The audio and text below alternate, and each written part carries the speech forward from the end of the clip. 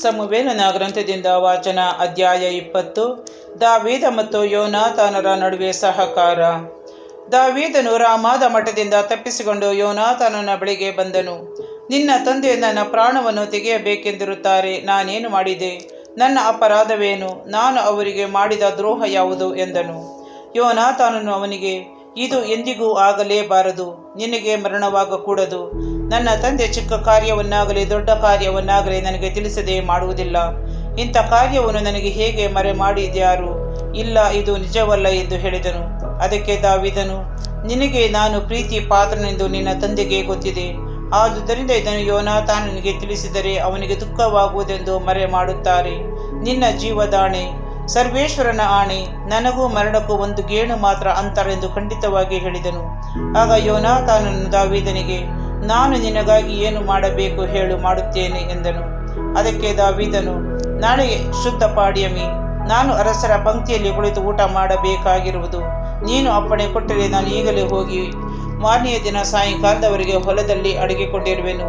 ನಿನ್ನ ತಂದೆ ನನ್ನನ್ನು ಕುರಿತು ವಿಚಾರ ಮಾಡಿದರೆ ನೀನು, ದಾವೀದನು ತನ್ನ ಊರಾದ ಬೆತ್ಲೆಹೇಮಿಗೆ ಹೋಗಿ ಬರುವುದಕ್ಕೆ ಅಪ್ಪಣೆಯಾಗಬೇಕೆಂದು ನನ್ನನ್ನು ಬಹಳವಾಗಿ ಬೇಡಿಕೊಂಡನು. ಅವನ ಗೋತ್ರದವರಲ್ಲಿ ವಾರ್ಷಿಕ ಬಲಿದಾನ ಮಾಡುತ್ತಾರಂತೆ ಎಂದು ಹೇಳು. ಅವರು ಹಾಗೆಯೇ ಆಗಲಿ ಎಂದರೆ ನಿನ್ನ ಸೇವಕನಾದ ನಾನು ಸುರಕ್ಷಿತನಾಗಿರುವೆನು. ಸಿಟ್ಟು ಮಾಡಿದರೆ ಅವರಿಂದ ನನಗೆ ಕೇಡು ಸಿದ್ಧವಾಗಿದೆ ಎಂದು ತಿಳಿದುಕೋ. ಸೇವಕನ ಮೇಲೆ ದಯೆ ಇರಲಿ. ನೀನು ಸರ್ವೇಶ್ವರನ ಸನ್ನಿಧಿಯಲ್ಲಿ ನನ್ನೊಡನೆ ಒಡಂಬಡಿಕೆ ಮಾಡಿಕೊಂಡಿರುವೆಯಲ್ಲವೇ? ನಾನು ಅಪರಾಧಿಯಾಗಿದ್ದರೆ ನನ್ನನ್ನು ನಿನ್ನ ತಂದೆಗೆ ಒಪ್ಪಿಸಬೇಕಾಗಿಲ್ಲ. ನೀನೇ ಕೊಂದು ಹಾಕು ಎಂದು ಹೇಳಿದನು. ಯೋನಾತಾನನು ಅವನಿಗೆ, ಇದು ಆಗಲೇಬಾರದು.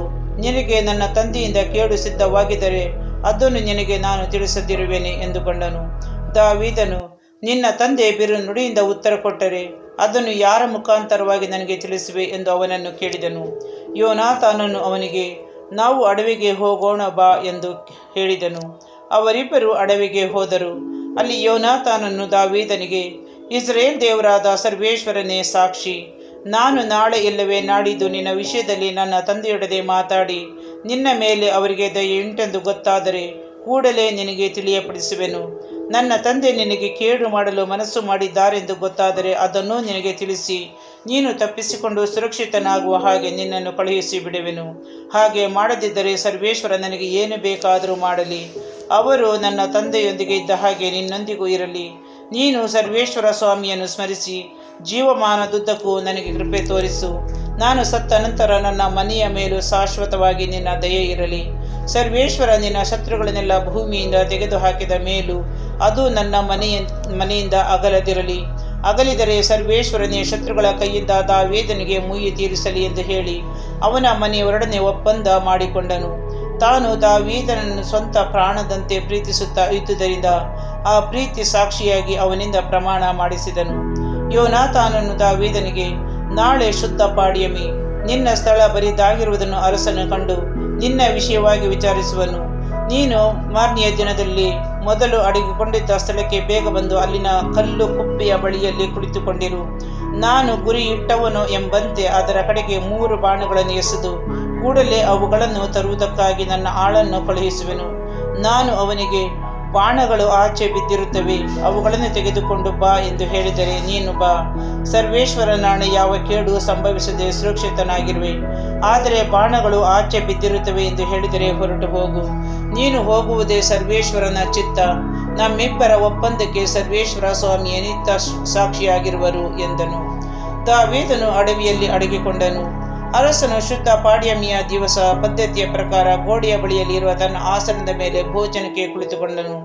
ಅವನ ಪಾರ್ಶ್ವದಲ್ಲಿ ಅಬ್ನೇರನು ಕುಳಿತುಕೊಂಡನು. ಸೌಲನು ದಾವೀದನ ಸ್ಥಳ ಬರಿದಾಗಿರುವುದನ್ನು ಕಂಡರೂ ಆ ದಿವಸ ಅವನ ವಿಷಯದಲ್ಲಿ ಏನೂ ಹೇಳಲಿಲ್ಲ. ಅವನಿಗೆ ಏನಾದರೂ ಸಂಭವಿಸಿರಬೇಕು, ಅವನು ಹೊಲಿಯಾಗಿರಬಹುದು, ತನ್ನನ್ನು ಇನ್ನೂ ಶುದ್ಧಪಡಿಸಿಕೊಳ್ಳದೆ ಇರಬಹುದು ಎಂದುಕೊಂಡನು. ಮರು ದಿವಸದಲ್ಲಿಯೂ, ಅಂದರೆ ತಿಂಗಳಿನ 2ನೆಯ ದಿವಸದಲ್ಲಿಯೂ ದಾವೀದನ ಸ್ಥಾನ ಬರಿದಾಗಿರುವುದರಿಂದ ಸೌಲನು, ಜೆಸ್ಸೆಯನ ಮಗ ನಿನ್ನೆಯೂ ಈ ಹೊತ್ತು ಭೋಜನಕ್ಕೆ ಏಕೆ ಬರಲಿಲ್ಲ ಎಂದು ತನ್ನ ಮಗ ಯೋನಾತಾನನನ್ನು ಕೇಳಿದನು. ಅದಕ್ಕೆ ಯೋನಾತಾನನು, ದಾವೀದನು ಬೆತ್ಲೆಹೇಮಿನಲ್ಲಿ ತಮ್ಮ ಗೋತ್ರದವರು ಬಲಿದಾನ ಮಾಡುತ್ತಾರೆ. ತನ್ನ ಅಣ್ಣ ಅದಕ್ಕಾಗಿ ನನ್ನನ್ನು ಕರೆದಿದ್ದಾನೆ. ತಾನು ಹೋಗಿ ನನ್ನ ಅಣ್ಣಂದಿರನ್ನು ನೋಡಿ ಬರಲು ಅಪ್ಪಣೆಯಾಗಬೇಕು ಎಂದು ನನ್ನನ್ನು ಬಹಳವಾಗಿ ಬೇಡಿಕೊಂಡನು. ಆದುದರಿಂದ ಅವನು ಅರಸನ ಪಂಕ್ತಿಗೆ ಬರಲಿಲ್ಲ ಎಂದು ಉತ್ತರ ಕೊಟ್ಟನು. ಆಗ ಸೌಲನು ಸಿಡಿದೆದ್ದು ಯೋನಾತಾನನಿಗೆ, ಎಲ್ಲೋ ದುಷ್ಟ ದಾಸಿಯ ಮಗನೇ, ನೀನು ಜೆಸ್ಸೆಯನ ಮಗನೊಡನೆ ಸ್ನೇಹದಿಂದ ಇರುವುದು ನನಗೆ ಗೊತ್ತಿಲ್ಲವೇ? ಈ ಸ್ನೇಹದಿಂದ ನಿನಗೂ ಹೆತ್ತವಳಿಗೂ ಮಾನಭಂಗ ತರುತ್ತಾ ಇರುವೆ. ಆ ಜೆಸ್ಸೆಯನ ಮಗ ಭೂಲೋಕದಲ್ಲಿ ಇರುವವರೆಗೆ ನಿನಗಾಗಲಿ ರಾಜನಾಗುವ ಹಕ್ಕು ಬಾಧ್ಯತೆಗಳಾಗಲಿ ಉಳಿವಿಲ್ಲ. ಆದುದರಿಂದ ಹೋಗು, ಅವನನ್ನು ಕರೆಯಿಸಿ ನನ್ನ ಬಳಿಗೆ ತೆಗೆದುಕೊಂಡು ಬಾ, ಅವನು ಸಾಯಬೇಕು ಎಂದನು. ಅದಕ್ಕೆ ಯೋನಾತಾನನು, ಅವನು ಏಕೆ ಸಾಯಬೇಕು? ಅವನು ಏನು ಮಾಡಿದ್ದಾನೆ ಎಂದು ತಂದೆಯನ್ನು ಕೇಳಿದನು. ಕೂಡಲೇ ಸೌಲನು ಅವನನ್ನು ತಿವಿಯುವವನಂತೆ ಈಟಿಯನ್ನೆಸೆದನು. ತನ್ನ ತಂದೆ ನಿಜವಾಗಿಯೂ ದಾವೀದನನ್ನು ಕೊಲ್ಲುವುದಕ್ಕೆ ನಿಶ್ಚಯಿಸಿದ್ದಾನೆಂಬುದು ಯೋನಾತಾನನಿಗೆ ಅರಿವಾಯಿತು. ಅವನು ಬಲು ಸಿಟ್ಟುಗೊಂಡು ಪಂಕ್ತಿಯೆದ್ದೆದ್ದು ಹೋದನು. ತನ್ನ ತಂದೆ ದಾವೀದನನ್ನು ಅಪಮಾನಪಡಿಸಿದ್ದರಿಂದ ಯೋನಾತಾನನಿಗೆ ಬಹಳ ದುಃಖ ಉಂಟಾಗಿ ಅವನು ಆ ದಿವಸ ಊಟ ಮಾಡಲೇ ಇಲ್ಲ. ಅವನು ಮರು ದಿವಸ ಮುಂಜಾನೆ ಒಬ್ಬ ಹುಡುಗನನ್ನು ಕರೆದುಕೊಂಡು ದಾವೀದನನ್ನು ನೋಡುವುದಕ್ಕಾಗಿ ಅಡವಿಗೆ ಹೋದನು. ಹುಡುಗನಿಗೆ, ಬೇಗ ಹೋಗಿ ನಾನು ಎಸೆದ ಬಾಣಗಳನ್ನು ಕೂಡಿಸಿಕೊಂಡು ಬಾ ಎಂದು ಹೇಳಿದನು. ಆ ಹುಡುಗ ಹೋಗುತ್ತಿರುವಾಗ ಯೋನಾತಾನನು ಬಾಣವನ್ನು ಅವನ ಆಚೆಗೆ ಎಸೆದನು. ಹುಡುಗನು ಬಾಣ ಬಿದ್ದ ಸ್ಥಳಕ್ಕೆ ಬಂದಾಗ ಯೋನಾತಾನನು ಗಟ್ಟಿಯಾಗಿ ಅವನಿಗೆ, ಬಾಣ ಇನ್ನೂ ಆಚೆ ಬಿದ್ದಿದೆ, ಬೇಗ ಓಡು, ನಿಲ್ಲಬೇಡ ಎಂದು ಕೂಗಿದನು. ಹುಡುಗನು ಬಾಣಗಳನ್ನು ಕೂಡಿಸಿಕೊಂಡು ಯಜಮಾನನ ಬಳಿಗೆ ಬಂದನು. ಇದರ ರಹಸ್ಯ ಯೋನಾತಾನನಿಗೆ ಮತ್ತು ದಾವೀದನಿಗೆ ಗೊತ್ತಾಯಿತೇ ಹೊರತು ಆ ಹುಡುಗನಿಗೆ ಗೊತ್ತಾಗಲಿಲ್ಲ. ಯೋನಾತಾನನು ತನ್ನ ಆಯುಧಗಳನ್ನು ಹುಡುಗನ ಕೈಯಲ್ಲಿ ಕೊಟ್ಟು, ಇವುಗಳನ್ನು ಊರಿಗೆ ತೆಗೆದುಕೊಂಡು ಹೋಗು ಎಂದು ಹೇಳಿದನು. ಹುಡುಗನು ಹೋಗುತ್ತಲೇ ದಾವೀದನು ಕಲ್ಲು ಕುಪ್ಪೆಯ ಬಳಿ ಹಿಂದೆದ್ದು ಬಂದು 3 ಸಾರಿ ಸಾಷ್ಟಾಂಗವೆರಗಿ ಯೋನಾತಾನನನ್ನು ವಂದಿಸಿದನು. ಅವರು ಒಬ್ಬರನ್ನೊಬ್ಬರು ಅಪ್ಪಿಕೊಂಡು ಅತ್ತರು. ದಾವೀದನು ಬಹಳವಾಗಿ ಅತ್ತನು. ಆ ನಂತರ ಯೋನಾತಾನನು ದಾವೀದನಿಗೆ, ಸಮಾಧಾನದಿಂದ ಹೋಗು, ನಾವು ಸರ್ವೇಶ್ವರನ ಹೆಸರಿನಲ್ಲಿ ಆಣೆಯಿಟ್ಟು ಒಪ್ಪಂದ ಮಾಡಿಕೊಂಡಿದ್ದೇವಲ್ಲವೇ? ಅವರೇ ನನಗೂ ನಿನಗೂ, ನನ್ನ ಸಂತಾನಕ್ಕೂ ನಿನ್ನ ಸಂತಾನಕ್ಕೂ ಸದಾ ಸಂಬಂಧ ಸಾಕ್ಷಿಯಾಗಿರಲಿ ಎಂದು ಹೇಳಿದನು. ಬಳಿಕ ದಾವೀದನು ಹೊರಟು ಹೋದನು. ಇತ್ತ ಯೋನಾತಾನನು ಊರಿಗೆ ಹಿಂತಿರುಗಿದನು.